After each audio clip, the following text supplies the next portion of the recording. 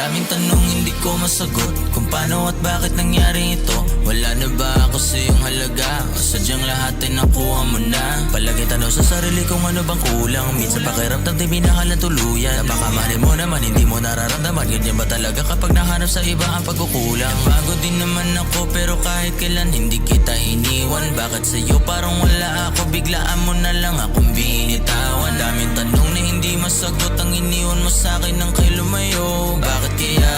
Bakit ganito? Paano nangyari at paano na to? Bakit kaya siya nang iwan nang di man lang nagpaalam? Bakit ganito nangyari? Handa naman ang kulang ay pupunan. Paano nangyari ang mga ganito? Handa naman akong gawin ang lahat. O paano na to? Ako na lang ba mag-isang lalaban sa storyang walang pamagat? Di akalain yung dati na tayo ay maging malabo. Yung dati saya na akala ko dati kahit kailanman hindi na magbabago. Ganun talaga pag meron na nahanap na bago. Makakalimutan yung dating hindi pa malabo. Yung dating takot na sumuko, ngayon handang handa na magpatalo.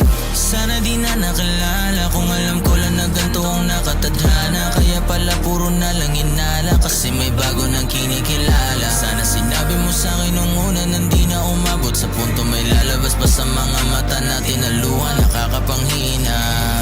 Sana di na nakilala kung alam ko lang na ganito ang nakatadhana. Kaya pala puro na lang inala kasi may bago nang kinikilala. Sana sinabi mo sa'kin nung una nang di na umabot sa punto may lalabas pa sa mga mata natin na luha nakakapanghina.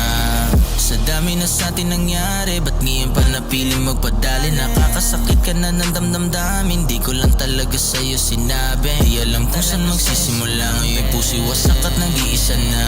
Di madali nalimutin ang mga sakit nung iniwan mo ako sira. Buti na lang pala na kaya na makalaya sa iyong mundo magulo. Buti na lang di ko na kailangan maranasan ang Himalayang kulong. Oo, masakit isipin na wala ka na sa aking tabi, pero mas lalo lang sasakit kapag pinilit pa natin dalawa na magkatabi.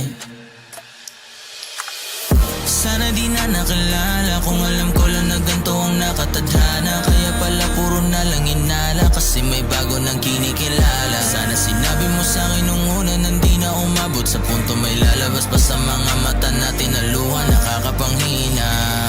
Sana di na nakilala